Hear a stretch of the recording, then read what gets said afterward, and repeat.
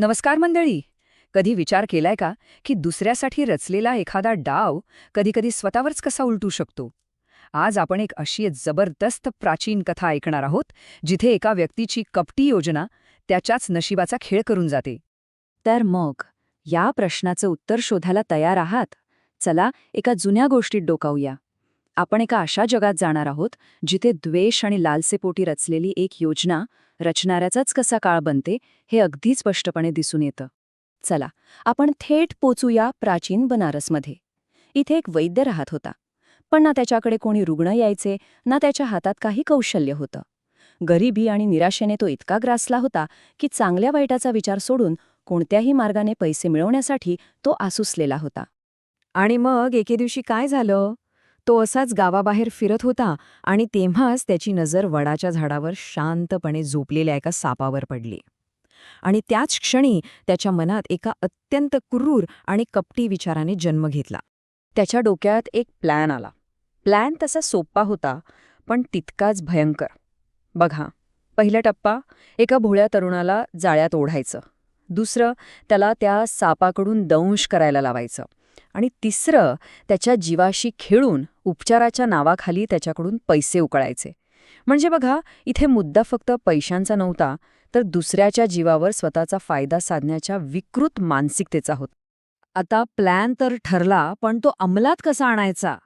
त्यासाठी त्याने एका हुशार तरुणाला हेरलं, जो खरं तर बोधिसत्व होता. डॉक्टरने त्याला थेट सापाबद्दल नाही विचारलं, तर मोठ्या चालाखीने एक वेगळाच प्रश्न विचारला. तरुणाने हो म्हणताच डॉक्टरची कपटी बुद्धी कामाला लागली. त्याने झाडावरच्या सापाकडे बोट दाखवलं आणि काय म्हणाला, "ते बघ, तिथे एक साळींद्राचं पिल्लू आहे." आता डॉक्टरच्या मनात काय चाललंय हे ते तरुणाला माहीत नव्हतं. तो ते प्राणी पकडायला लगेच तयार झाला. त्या तरुणानेही डॉक्टरच्या बोलण्यावर पूर्ण विश्वास ठेवला. एक क्षणही विचार न करता तो सरसर झाडावर चढला आणि त्याने झडप घालून त्या प्राण्याला थेट मानेजवळ पकडलं.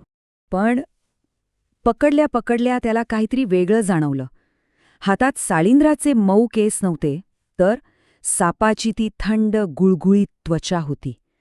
तो एक विषारी नाग होता. आता विचार करा, अशा वेळी काय होईल? पण नाही, तो तरुण अजिबात घाबरला नाही. मृत्यू अक्षरशः हातात होता, तरीही त्याचं मन एकदम शांत होतं. त्यानं भीतीला स्वतःवर हावी होऊ दिलं नाही. आणि मग पुढच्याच क्षणी असं काहीतरी घडलं की डॉक्टरचा सगळा डाव त्याच्यावरच उलटला. त्या तरुणाच्या एका कृतीने सगळा खेळच फिरवला. त्याने सापाची मान इतकी जबरदस्त पकडली होती ना की त्याला वळायला संधीच मिळाली नाही. आणि मग एका झटक्यात त्याने पूर्ण ताकदीने त्या सापाला गर्रकन फिरवलं आणि खाली उभे असलेल्या डॉक्टरच्या दिशेने फेकून दिलं. आणि आता बघा नशिबाचा खेळ. ज्या डॉक्टरने दुसऱ्यासाठी मृत्यूचा सापळा रचला होता, तो विषारी साप थेट कुठे जाऊन पडला माहितीये? बरोबर त्याच्याच मानेवर. सापाने असा काही दंश केला की डॉक्टर बिचारा जागीच कोसळला. झालं, खेळ खल्लास.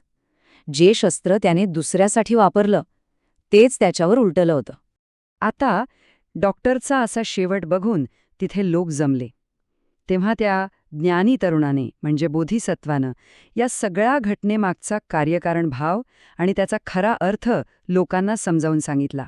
त्यांनी पहिल्यांदा काय सांगितलं? बघा, हा श्लोक थेट त्या डॉक्टरच्या कृत्याबद्दल बोलतो. ज्याने मित्राला धोपा देण्यासाठी विषारी सापाचा वापर केला, तो स्वतःच त्या विषाचा बळी ठरला. हे म्हणजे जशास तसे याच्याही पुढचं आहे. हे दाखवतं की द्वेषाचं शस्त्र शेवटी वापरणाऱ्यावरच उलटतं. आता हा दुसरा श्लोक बघा. हा नियम फक्त त्या डॉक्टरपुरता मर्यादित नाही, हा एक वैश्विक नियम आहे. यात असं म्हटलंय की जेव्हा तुम्ही एखाद्या निरपराध, निष्पाप व्यक्तीला त्रास द्यायला जाता, तेव्हा ती नकारात्मक ऊर्जा परत तुमच्याकडेच येते. हा निसर्गाचा एक अलिखित नियम आहे असं समजा. आणि इथेच या कथेचं खरं सार आहे. काय सुंदर रूपक आहे बघा. तुम्हीच विचार करा, वाऱ्याच्या विरुद्ध धूळ फेकली तर ती कुठे जाईल? साहजिकच ती फिरून फेकणाऱ्याच्याच डोळ्यात जाणार. अगदी तसंच निष्पाप व्यक्तीवर केलेला हल्ला त्याला इजा पोहोचवण्याऐवजी उलट हल्ला करणाऱ्याच्याच विनाशाचं कारण बनतो. पण एक मिनिट थांबा. ही गोष्ट इथेच संपत नाही. ही फक्त एक साधी बोधकथा नाहीये. याच्यामागे खूप मोठा ऐतिहासिक संदर्भ आहे, जो या कथेला एका वेगळ्याच पातळीवर घेऊन जातो. ही कथा आहे जातक कथांपैकी एक. आता जातक कथा म्हणजे काय, तर या अशा कथा आहेत ज्यात गौतम बुद्धांच्या पूर्वजन्मातल्या गोष्टी सांगितल्या आहेत आणि प्रत्येक कथेतून एक खूप महत्वाचा धडा मिळतो. आणि आता येतोय या कथेचा सर्वात महत्वाचा भाग. बुद्धांनी स्वतः सांगितलं की त्या गोष्टीतला तो हुशार तरुण दुसरा तिसरा कोणी नसून ते स्वतः होते त्यांच्या पूर्वजन्मात. आणि तो कपटी डॉक्टर, तो होता देवदत्त, बुद्धांचा चुलत भाऊ आणि त्यांचा सर्वात मोठा शत्रू. ह्या ओळखीमुळे ही कथा केवळ एक बोधकथा न राहता एका खऱ्या संघर्षाचं प्रतीक बनते. तर मग या सगळ्या गोष्टीतून आपल्याला काय शिकायला मिळतं? एकच, की आपले विचार आणि आपली कर्मच आपलं भविष्य ठरवतात. चांगला हेतू असेल तर फळही चांगले मिळतं, आणि हेतू वाईट असेल तर त्या डॉक्टरसारखा स्वतःचाच विनाश ओढवून घेतला जातो. ही गोष्ट जरी जुनी असली तरी तिचा अर्थ आजही तंतोतंत लागू होतो. ती आपल्याला विचार करायला लावते.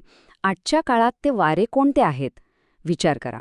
सोशल मीडियावर आपण जे काही लिहितो, जे खोटं पसरवतो किंवा कामाच्या ठिकाणी जे राजकारण करतो, ही सगळी धूळ फिरून आपल्यावरच येणार नाही का? याचा विचार नक्की करा.